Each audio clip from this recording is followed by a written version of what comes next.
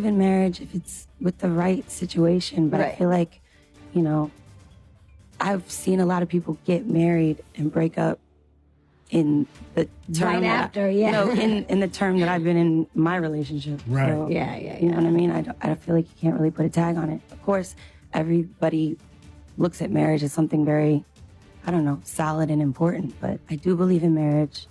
Making desserts for our bonfire tomorrow. Okay. Because, and like everyone that was invited has to bring something, and then our thing that we had to bring was dessert.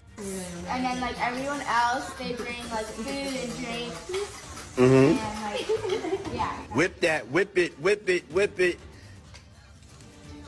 Do you like it, Prince? Cassie Ventura just broke down and revealed what really happened to Diddy's adopted daughter, and the streets ain't ready. Word is, the details she dropped go way darker than the family image he tried to sell. And now, folks are looking at that whole adoption story different. If even half of what she said holds up, this changes everything about how we see those closed-door sessions. But hold up, before we go any further, let's spin the block real quick. Back in 2020, Diddy jumped on Instagram Live and introduced this young lady to the world, called her family, said he adopted her. Just like that. No explanation, just dropped the announcement and kept it moving. Now, the people who were paying close attention, they started side-eyeing the whole thing almost immediately. When it was her turn to speak, she did not start with where she came from or how she ended up under his roof. The first thing out of her mouth was her zodiac sign. For a lot of folks watching, that felt random for what was supposed to be a family introduction. Diddy stepped in quick, cut the conversation short, and steered it somewhere else. The whole exchange had viewers feeling like he was cleaning it up before too many questions could land. She casually mentioned she had been out on the streets before he took her in. No timeline or real details. Diddy jumped right back in, saying she actually had loving parents and comparing it to other celebrity adoptions, including the ones tied to Madonna. By then, the side-eye was already locked in. My name's Ava. I'm a Scorpio. No. What's your last name? Oh, Ava Combs. What's your other last name? Ava Baroni. Eva Baroni Combs? Yes, it was breaking news. Diddy adopted a white child. I want you to tell them the story about how I adopted you. But you still have beautiful parents but you're my child also. But please tell the story. Ava, that's like a little bit like borderline suspect. I don't want nobody, we want to get it clear. I adopted you like Madonna adopted kids and everybody else adopted kids, Charlize Theron, everybody that's ever adopted Sandra Bullock. I adopted you because I felt that you could, enjoy also having a black parent. I always come over. Yes. And it's Ava Baroni Combs.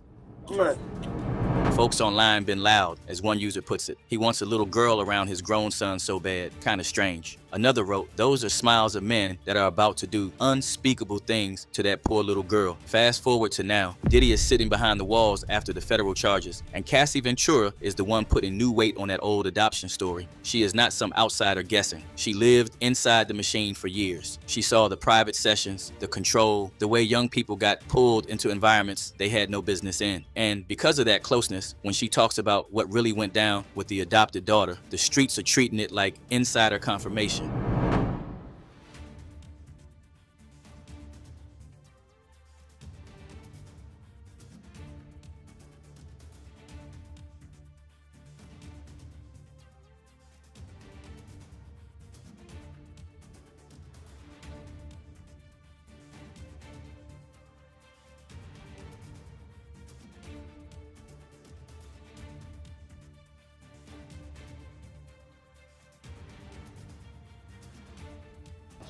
Homegirl Cassie right here, she had a semi, no, I would say it was a whack show. She had a pretty whack show on BET. Did not perform at the level of the bad boy excellence, I would say. That's keeping it all the way funky, Y'all remember when Cassie took the stand and broke down while laying out the years she spent under his roof? She started with love, said she fell for a real personality. Then the vibe shifted. She talked about saying yes to those freak-off sessions just to keep the peace. In the beginning, she felt like she had a choice. Later, she felt trapped. Jurors saw the text where she told him one of those nights left her feeling dirty and grimy. That was not consensual fun. That was survival language. She described the first time he put hands on her and how shocked she was. Then, she got beaten after a club night, chased by security like she was the problem. She said in 2018, he crossed a serious line with her in their own living room, guns in the house, threats that did not stop even after the relationship ended. She felt locked down, her career and looks controlled, phone tracked, every move watched. She watched him get physical with employees, saw him hold one of her friends over a balcony railing. When she tried to move on with Kid Cudi, he lost it, lunged with a wine opener, said the car would get blown up. Not long after, according to her testimony, that car exploded in a driveway. Assistants and security saw the pattern. Some quit because they could not keep watching. She turned to substances to cope. Opiates, rehab 5 or 6 times, trauma therapy in 2023 because flashbacks hit her during a music video shoot, suicidal thoughts. The pain was still raw when she sat on that stand, pregnant, and still found the strength to speak. Katrina, good morning to you. I understand you were inside the courtroom during Ventura's testimony. That the transcripts are just horrific. How did she hold up? Errol, she broke down on the stand yesterday as she was testifying, and that was one of the most striking moments of the day when she was moved to tears as she was giving, as you said, this very graphic and pornographic testimony. When the prosecution asked her, was there ever a time that you enjoyed the freak-offs? This is when Cassie got choked up and she said, I did, but only because I got to spend one-on-one time with Combs, and I really did love him. She said that after that first freak-off, she said she felt dirty. She didn't want to do it.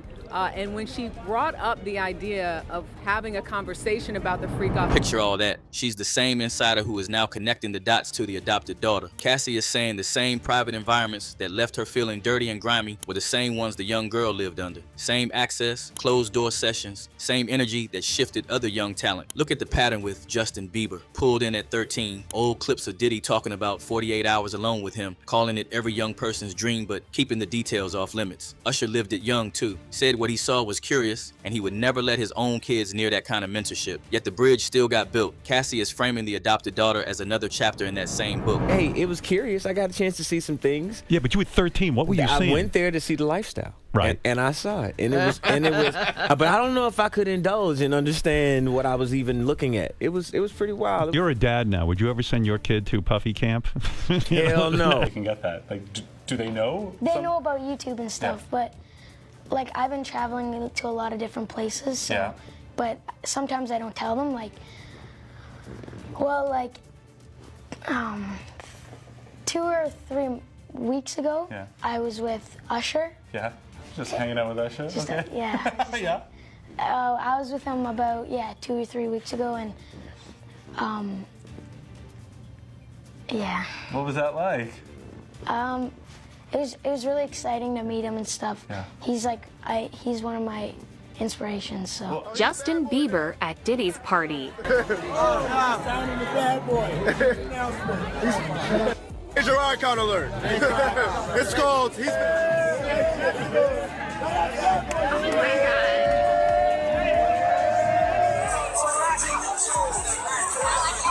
Bad boy. Bad. So check this out, yo. Justin, you ever seen the movie 48 Hours?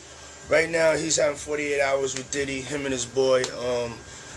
They're having the times of their lives, like where we hanging out and what we doing. We can't really disclose, but it's definitely a 15-year-old's dream. I have been given custody of him. He signed to Usher. I had legal guardianship. The 2020 announcement already fell off to people paying attention. No clear adoption records floating around. Then the disappearance talk started. She went quiet online. Insiders like Jaguar Wright had been loud about the possibility that the adoption was cover for something darker, tied to the same hidden parties in places like Morocco and Dubai. The Madonna comparison he made on that live only poured more fuel. Those adoptions came with their own cloud of questions about paperwork and how the kids got moved. When Diddy pointed to that as the model, the side eye got heavier. Cassie lived the private side inside of his world long enough to know the difference between the public family announcement and what actually went on once the doors closed. Ava, that's like a little bit like borderline suspect. I don't want nobody, we want to get it clear. I adopted you like Madonna adopted kids and everybody else adopted kids, Charlize Theron, everybody that's ever adopted Sandra Bullock. I adopted you because I felt that you could, enjoy also having a black parent. I always come over. Yeah. And it's Ava Brioni Combs. Has anyone seen Ava Baroni? The little white girl that Diddy adopted. Where'd he get her from? Was she the pick of the litter? Those poor babies. People should go back and do a little research in the 90s, especially in the late 90s and early 2000s. The diddler used to throw white parties in Bangkok and Dubai and in Morocco, where child prostitution is legal.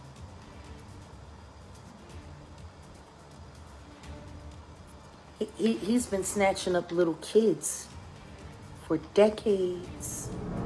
The Combs twins posted a short video showing her briefly, just enough to say she was fine. People watching noticed she looked distant, quiet, like she did not want to be there. Sparse posts after that. No normal teenage life showing. The vibe did not match the family image Diddy tried to sell. Wedding, and we're gonna take our cousin Kwai and our best friend Ava. You guys all know her and remember her and ask about her every day, so you get to see her. Yay!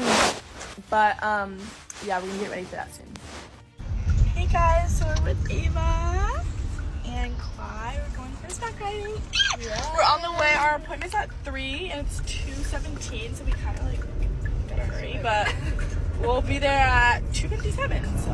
Cassie is not surprised that the same reckless energy is still showing up behind the walls. She lived through the substances he pushed. She saw how he moved when the cameras were off. So when the jail report started talking about groupie energy in the dorms, health challenges, and the body breaking down, it lined up with the man she already knew. Put her courtroom breakdown next to the 2020 live, the missing paperwork talk, distant look in that twin video, and the pattern with other young talent, and the picture stops looking like isolated drama. An insider who felt dirty and grimy after the sessions is now saying the adopted daughter was exposed to the same rooms. Them online community been reacting to the whole Diddy, Cassie drama. This person wrote, I believe everything Cassie said about Diddy. This user goes, I'm sure anytime Diddy was in a good mood, she could relax and have fun until midnight. Another commented, the worst part is Diddy believed he loves her and she is terrified of him. Yet another said, there is no way his children ain't know. Now spotlight on you. What else is sitting in the details Cassie has not fully unpacked yet about the adoption story? And if an insider who lived the control and the substances is connecting the adopted daughter to the same private environments, how much longer can the public family image hold up against the testimony? Drop your thoughts in the comments. We're diving deep, and if you're here for unfiltered truths and eye-opening reveals, don't just scroll. Stick around and check out what's coming up next.